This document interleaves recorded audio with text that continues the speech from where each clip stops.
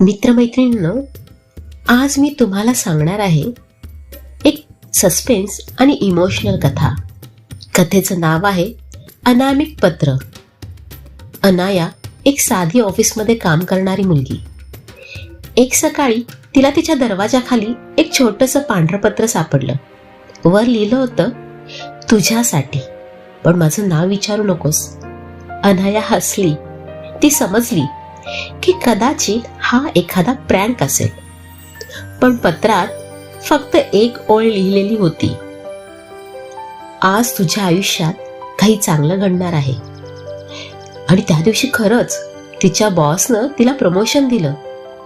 अनायाला आश्चर्य वाटलं, हे योगायोग की कोणीतरी तिला ओळखतंय. संध्याकाळी ती थकून घरी आली आणि दार उघडताच तिला पुन्हा एक नवीन पत्र दिसलं. आजचा दिवस तुझ्यासाठी खूप कठीण होता, पण तू खूप धैर्यवान आहेस.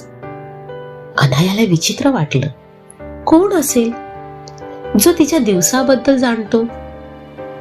ती आजूबाजूला पाहते, पण कोणीच दिसत नाही. पत्राच्या शेवटी एक छोटी पण सुंदर ओळ होती, काळजी करू नकोस, मी नेहमी तुझ्या बाजूलाच आहे. अनायाच्या चेहऱ्यावर हलकं स्मित आलं.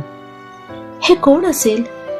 एक जुना मित्र, कोणी गुप्त ऍडमायर, की कोणीतरी अगदी जवळचा? इतक्यात तिच्या फोनवर नोटिफिकेशन आलं, तिसरं पत्र उद्या पोहोचेल. तिने फोन उचलला आणि थिजली. तो अनोळखी नंबर होता. कोण पाठवते ही पत्र आणि तिला इतकं ओळखणारी व्यक्ती कोण? तर मित्रमैत्रिणींनो, दुसऱ्या भागामध्ये आपण पाहूया की त्या तिसऱ्या पत्रात काय लिहिलं आहे ते. त्यासाठी माझ्या चॅनलला सबस्क्राईब करा आणि ही कथा आवडली असेल तर लाईक आणि शेअर करा. धन्यवाद.